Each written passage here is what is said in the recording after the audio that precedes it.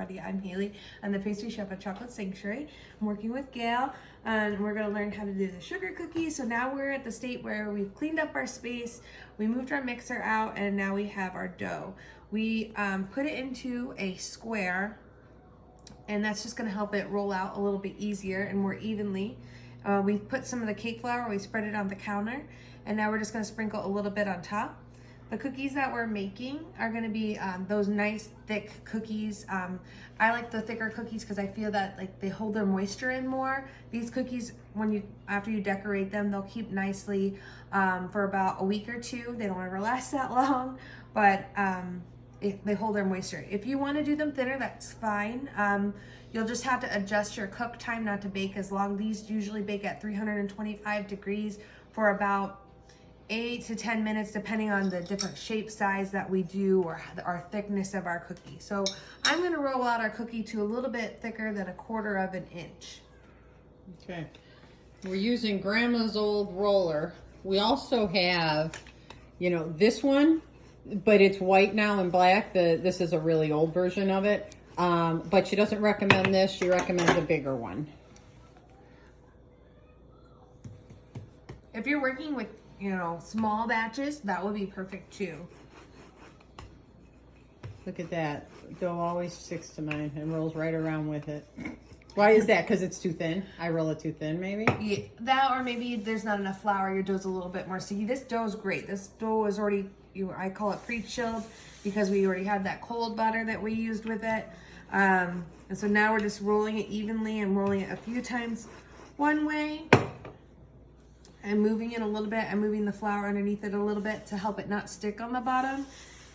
Moving it around a little bit with the flour on top to make sure that it doesn't stick to my rolling pin. You guys got to save this video. I'm going to replay it when I'm alone doing this. All right, we're just about there. So now I can feel the different height, I guess, because when I'm moving it around, you see me constantly moving my hand around because I just want to make sure that it's nice, flat, and even all the way throughout my dough. I want it to be the same height, not rippled from pushing on the weight. That makes sense. And that's another reason why we constantly are turning our dough. And why you'd want a bigger roller. And why you'd want a bigger roller, for sure. So we've got a handful of shapes here. We've got, because we're doing Christmas theme, we've got our little gingerbread man, our snowman, a Christmas tree, and we're gonna do a few of our snowflakes. If they're all this size, they're all about the same size, you can bake them on the same tray, but I would bake this larger cookie on a different tray because it's not gonna bake at the same time as long as the other cookies. These are gonna take a little bit less time since they're smaller. So we're just going to press the cookies down, press the cookie cutter in. We can set it aside, we can set it on our pan. You can put a little bit of flour. Here's a trick. You put a little bit of flour along your cookie cutter. Helps cut it out a little bit more. I'm flipping I did one way with the cookie cutter. Now I'm going to go to the other way to maximize the dough. Uses, so we don't have to keep rolling it out over and over. Because every time you re-roll your dough, you're adding just a little bit of flour in it. But I spilt a bunch, so we're okay. Look at that. 4 snowmen. Oh, I'm excited.